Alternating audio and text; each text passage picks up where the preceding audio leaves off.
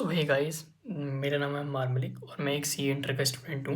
आज मैं आपको अपनी सीए फाउंडेशन की लॉ की आंसर कॉपी दिखाने वाला हूँ, जिसमें मुझे 6 मार्क्स ग्रेस के मिले हैं। टोटल 6 मार्क्स मुझे ग्रेस के मिले। मेरी कॉपी में 58.5 है और मेरे जो रिजल्ट पे नंबर हैं वो 64 हैं। आप देखना उसको मेरे किस तरीके से ग्रेस मार्क्स मिले हैं। मुझे तो उसका रीज़न पता नहीं क्यों क्यों मिले मुझे ग्रेस के मार्क्स, लेकिन आप भी देख के कमेंट में बताना कि वो ग्रेस के मार्क्स क्यों हो सकते हैं, क्योंकि बाकी सब बच्चों को मिले नहीं थे। ना ऐसी कोई न्यूज़ थी कि लॉ में कोई ग्रेस के मार्क्स आने वाले हैं, लेकिन फिर भी मुझे ग्रेस के मार्क्स मिले। चलिए आप पूरे चलते हैं अपनी कॉपी पे। तो ये रही हमारी लॉ की आंसर शीट, जिसमें हमें 58.5 मार्क्स मिले हैं इस आंसर शीट की बेस पे। लेकिन हमको जो रिजल्ट में नंबर मिले वो मिले 64 नंबर, मतलब 6 मार्क्स का हमको मिला ग्रेस इस कॉपी में। अब वो क्यों मिला क्यों नहीं मिला वो तो मुझे नहीं पता, लेकिन हमें 6 मार्क्स का ग्रेस मिला कि किसी और बच्चे को ऐसे लॉ में इतना ग्रेस मिलता नहीं है। लेकिन तो ये वाला जो रहता है इसको कंपलसरी नहीं रहता, वरना आप चाहें तो टाइम हो तो भर सकते हैं, वरना तो कोई इसमें वैसी बात नहीं है कि आप नहीं भरते हैं तो चेक नहीं। सबसे पहले वाला जो कंपलसरी क्वेश्चन होता है मैंने वहाँ से स्टार्ट किया था।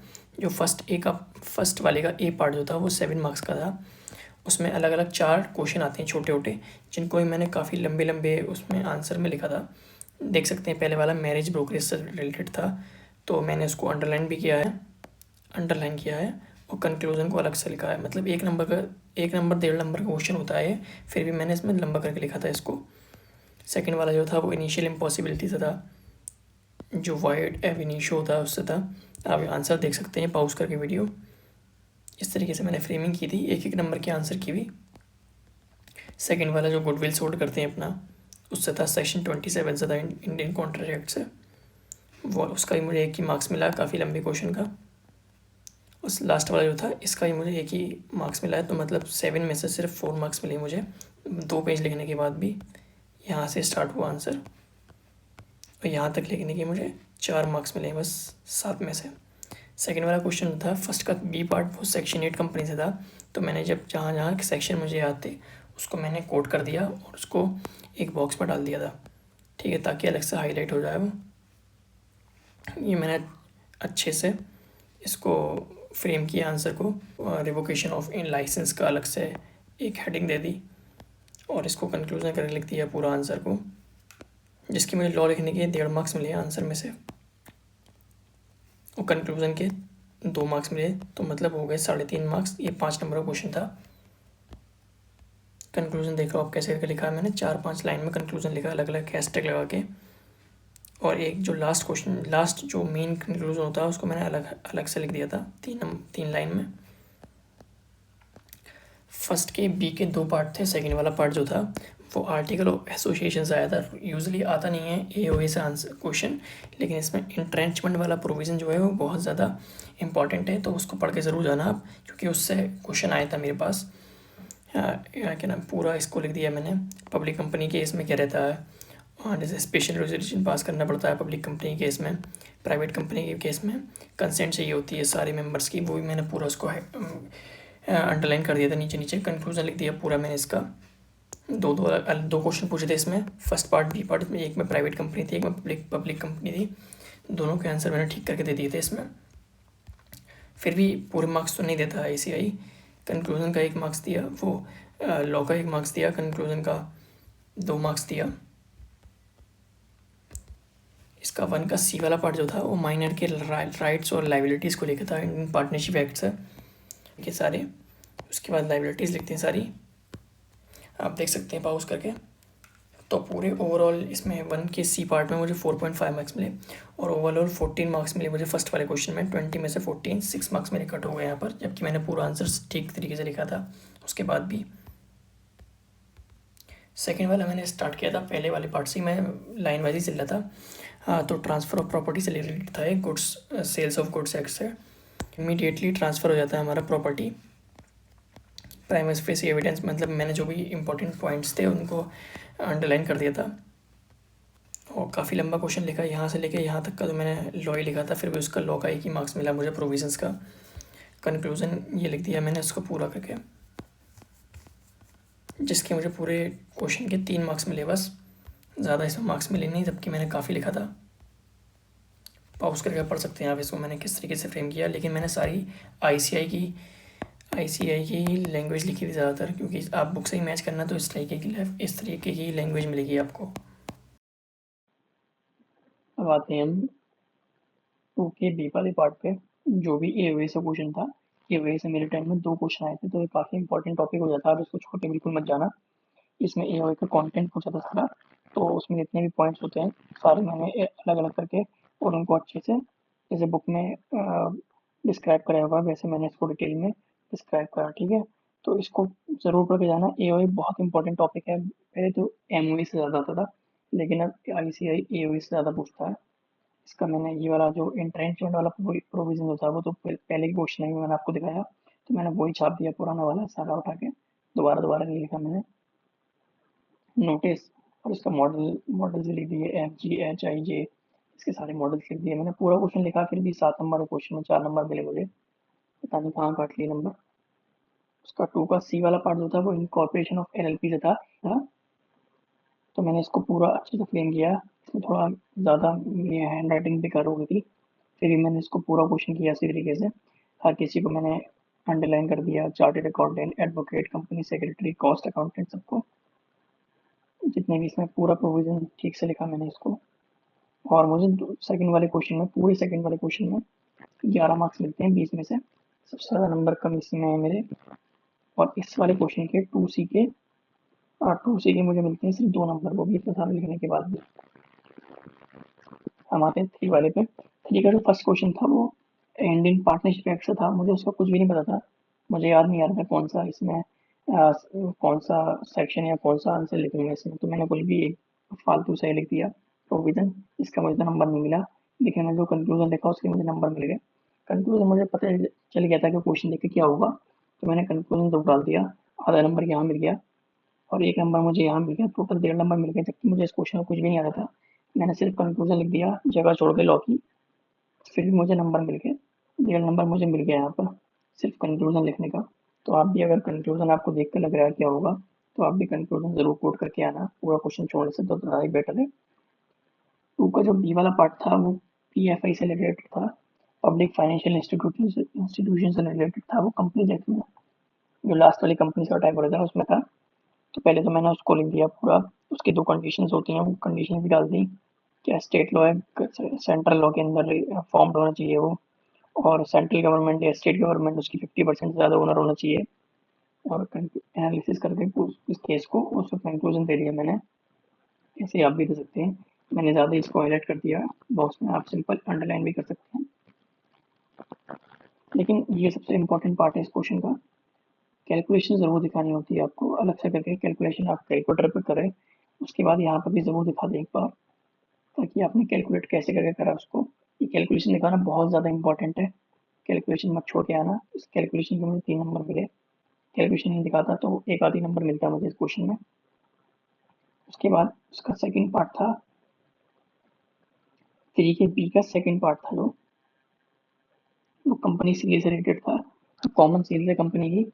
तो मैंने उसका वो अमेंडमेंट जो आया था, अमेंडमेंट ऑफ कंपनीज एक्ट 2015, वो भी मुझे याद था उसका, वो मैंने इसको कोट करके अंडरलाइन कर दिया। इस तरीके की छोटी छोटी चीज़ें होती हैं वो काफ़ी अच्छा इंप्रेशन डालती हैं एग्जामिनर पे। तो आपको भी अगर याद हो ज़रूर कोट करके आना, वरना इसमें कोई रिक्वायरमेंट नहीं है या करके आना ज़रूरी है, वरना अगर आपको है तो आप ज़रूर डालें इसको। 2 डायरेक्टर वाला प्रोविज़न और 1 डायरेक्टर 1 कंपनी सेक्रेटरी वाला, ये आई थिंक 2 नंबर का ही था, 2 नंबर मुझे इसमें पूरे मिल गए। और ये इसके बाद वाला 3C, ये पब्लिक पॉलिसी से रिलेटेड था। पब्लिक पॉलिसी के अंदर के जो सब क्लाउज हैं वो आए थे सारे, सेक्शन 30 के अंदर आता है इंडियन कॉन्ट्रैक्ट से। तो मैंने सब ट्रेडिंग विद एनिमी और सारे जितने भी प्रोविजंस थे, मैरिज ब्रोकेज वाला, सब डाल दिए मैंने इसमें। ट्रैफिकिंग ऑफ पब्लिक ऑफिसेज, इसमें जितने भी बन सकते थे केस सारे मैंने बनाए, सब मुझे याद थे तो मैंने सब डाल दिए। ब्रीच ऑफ ड्यूटी, मतलब एक भी केस मैंने नहीं छोड़ा इसमें, फिर भी इसमें मुझे पूरे नंबर नहीं मिले। देखते हैं कितने नंबर मिले इसमें। इसमें 7 में से 4.5 मिले मुझे, और ओवरऑल थर्ड वाले क्वेश्चन में मुझे 11 मार्क्स मिलते हैं, जबकि मैंने एक भी प्रोविजन नहीं छोड़ा था, मैंने सारे डाले थे। जी तक हैं शायद, ये जी तक मैंने पूरे कर दिए थे। और लास्ट वाला जो था ब्रीच ऑफ ड्यूटी में, आईसीआई ने 2 एग्जाम्पल दे रखे हैं। एजेंट वाला और एक मैनेजर वाला, तो मैंने दोनों एग्जाम्पल भी डाले थे वो वाले, और जबकि लैंग्वेज मेरी सेम ही थी, 90% लैंग्वेज तो मेरी सेम ही आई से। इसके बाद 4 का ए वाला क्वेश्चन था वो जॉइंट प्रॉमिस जो करते हैं सेक्शन 42 के अंदर, उससे रिलेटेड था, तो मैंने इसका सेक्शन भी डाल दिया क्योंकि सेक्शन मुझे याद था, और 43 का भी सेक्शन याद था, तो ये भी मैंने डाल दिया पूरा। इसका डिस्ट्रीब्यूशन कैसे होता है जॉइंट प्रॉमिस के केस में, अगर डिफॉल्ट हो जाए तो उसके केस में क्या होता है, ये पूरा डाल दिया। और इसकी भी जो कैलकुलेशन होती है, कैलकुलेशन भी आप जरूर करके दिखाना, मैंने भी कैलकुलेशन करके दिखाई थी, जब मैं यहाँ पर जरूर कैलकुलेशन करके दिखाई, यहाँ पे कैलकुलेशन करके दिखाई, यहाँ भी कैलकुलेशन है, तो इसकी मुझे 7 में से 5.5 मिलते हैं। तो आप भी ऐसे करके दिखा सकते हैं, कैलकुलेशन आप ज़रूर दिखाना, और सेक्शन नंबर आपको याद है तो उसको बॉक्स में ज़रूर कर देना ताकि अलग से वो हाईलाइट हो जाए। इसके बाद 4 का जो बी पार्ट था वो था कंपनसेशन इन नेगोशिएबल इंस्ट्रूमेंट से, जो बुक का लास्ट वाला टॉपिक है बिल्कुल। अब बुक का लास्ट टॉपिक यही है, तो इसमें एक आप देखेंगे अपनी बुक माई सीरीज में खोल के, तो इसमें सेकंड वाला जो पॉइंट जो है वो सेकंड वाले में भी दे रखा है, डी वाले में भी दे रखा है, डबल बार दे रखा है, 2 बार एक ही लाइन को लिख रखा है आईसीआई ने। तो मुझे भी याद था ये 2 बार लिख रखा है, तो मैंने दोनों बार उसको कोट कर दिया लाइन को, एक बार यहाँ लिखा, एक बार यहाँ लिखा। तो आईसीआई ने भी अपने आंसर में 2 बार ही लिखा उस क्वेश्चन, उस आंसर को, उस आंसर के इस वाले पॉइंट को, तो मैंने भी लिख रखा था, तो उसमें डबल डबल मुझे मार्क्स मिले एक ही लाइन के, एक यहाँ पे मिला, एक यहाँ पे मिला। तो अगर आपको कुछ ऐसे याद आ जाता है कि इसमें आईसीआई ने 2 बार लिखा था, तो आप भी 2 बार लिख सकते हैं, काफ़ी अच्छा मुझे याद आ गया, तो मुझे नंबर मिल गए इसमें 2। और इसमें 5 पॉइंट थे, तो पाँचों मैंने कोट करे, इसमें 5 नंबर मुझे मुझे 7 में से, जबकि ओवरऑल मुझे 4 वाले क्वेश्चन में 10.5 मार्क्स मिलते हैं 12 में से। ये आप ज़रूर याद रखना, अगर कहीं पर भी दो बार दे रखा है ये, तो 2 बार आप लिख सकते हैं। बुक में आप देखना लास्ट वाले टॉपिक में 2 बार दे रखा है। इसके बाद हम आते हैं 5 वाले ए पे। इसमें अनकंडीशनल एप्रोप्रिएशन और राइट ऑफ डिस्पोजल से रिलेटेड का 2 प्रोविजन से मिला के क्वेश्चन बनाया था इन्होंने। इसको आप रीड कर लेना किस तरीके से मैंने इसको फ्रेम किया है। ये देख सकते हैं आप किस तरीके से मैंने फ्रेम किया, मैं हाईलाइट करते रहूँ जहाँ जहाँ जो जो इंपॉर्टेंट टॉपिक्स हैं या वर्ड्स हैं जिनको मुझे अंडरलाइन करना चाहिए था, लेकिन उस टाइम मेरे पास टाइम नहीं बचा था इतना, तो मैंने जल्दी जल्दी में ऐसे कर दिया। और एक कंक्लूजन के बाद एक लाइन में साइड में छोटी सी एक लाइन है बस, देयरफॉर या फिर हेंस ऐसा कुछ करके लिख दिया करो आप भी, ताकि एक कंक्लूजन से अलग हट के भी कुछ दिखे। जैसे मैंने लिखा buyer can not seek for refund, ये ऐसे के मतलब पूरा कंक्लूजन में तो आप समझाएंगे ही, लेकिन एक लाइन अलग से करके लिख देना ताकि एग्जामिनर का इंप्रेशन बढ़ जाएगा उस लाइन को देखते ही, क्या इस आंसर का कंक्लूजन क्या आने वाला है। फर्स्ट कॉपी मेरी होती है फिनिश। सेकंड कॉपी में जो फर्स्ट क्वेश्चन किया था मैंने, वो भी सेल्स ऑफ गुड्स से रिलेटेड था, इम्प्लाइड कंडीशन वाला, इम्प्लाइड कंडीशन फॉर मर्केंटेबिलिटी से रिलेटेड था ये वाला क्वेश्चन। मैं इसको पहले डिफाइन किया पूरा अच्छे से, तो उसके बाद इसकी जो कंडीशंस होती हैं दो, एक डिस्क्रिप्शन वाली और एक डीलर जो होता है वो, मतलब डीलर होना चाहिए उसमें, सप्लायर जो है वो डीलर होना चाहिए। ये दोनों कंडीशंस को मैंने कोट किया है यहाँ पर, और इसका भी कंक्लूजन देके एक देयरफॉर करके कंक्लूजन दे दिया। मेरे पास टाइम नहीं था तो मैंने एनालिसिस और कंक्लूजन एक ही लाइन में कर दिया था। और उसके बाद जो 5 का बी वाला पार्ट था वो डेफिनेशन से रिलेटेड था सारा, तो इसमें डेफिनेशन देना थी पार्टनर बाई होल्डिंग आउट की। तो मैंने पार्टनर बाई होल्डिंग आउट की अच्छी खासी डेफिनेशन थी, और मैंने ये बता दिया कि इसको पार्टनर बाई स्टॉपल भी कहते हैं।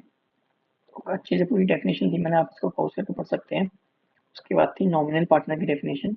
नॉमिनल पार्टनर की डेफिनेशन थी विदाउट हैविंग इंटरेस्ट वाली, इसमें कोई जना पैसा लेंड करता है हमें और without having any interest in firm. इसके बाद डिसोल्यूशन ऑफ पार्टनरशिप से रिलेटेड थी, लेकिन मैंने डिसोल्यूशन ऑफ पार्टनरशिप फर्म का कर दिया, एक क्वेश्चन मैंने गलत पढ़ लिया था, यहाँ पर पार्टनरशिप फर्म नहीं था, सिर्फ पार्टनरशिप था, तो इसमें मुझे एक भी मार्क्स में मिला, पूरा गलत हो गया है। इसके बाद 6 का सी किया मैंने। इसमें भी डेफिनेशन थी ज़्यादातर, अनड्यू इन्फ्लुएंस की डेफिनेशन पूछी थी, क्योंकि ज़्यादा नंबर का क्वेश्चन था तो अनड्यू इन्फ्लुएंस को मैंने पूरा अच्छे से डिफाइन किया। आप देख सकते हैं जैसे ये था dominate the will of other, तो मैंने डोमिनेट को यहाँ पर बॉक्स में कर दिया, पोजीशन को अंडरलाइन कर दिया, रिलेशन को अंडरलाइन कर दिया, और इसमें काफ़ी सारे पॉइंट्स थे ऐसे ने भी दे रखे थे अपनी बुक्स में, तो वो सारे पॉइंट्स मैंने यहाँ पर लिखे। एक और था, ये वाला पॉइंट इंपॉर्टेंट है, आप ये भी पढ़ के जाना। सारे इसमें जो अंदर से सब पॉइंट दे रखे होते हैं वो आप ज़रूर पढ़ना, जो एबीसी करके दे रखे होते हैं, अनफेयर एडवांटेज वाला। और बर्डन ऑफ प्रूफ किसके ऊपर है, बर्डन ऑफ प्रूफ भी आपके आईसीए के उसमें दे रखा है कि प्रूफ करना होता है डोमिनेट बिल को। ये सब आप ज़रूर करना। यहीं तक थी। तो ये थी भाई मेरी लॉ की answer copy. Sorry for the voice, कुछ दिक्कत हो गई थी माइक के साथ मेरे। तो अगर आपको ये थोड़ी सी भी पसंद आई हो मेरी कॉपी, या आपको वीडियो थोड़ी सी भी पसंद आई हो, तो आप मुझे बता सकते हैं। अगर आपको अकाउंट्स की भी कॉपी देखनी है मेरी, तो वो भी आप मुझे कमेंट में बता सकते हैं, मैं उसकी वीडियो अपलोड कर दूँगा।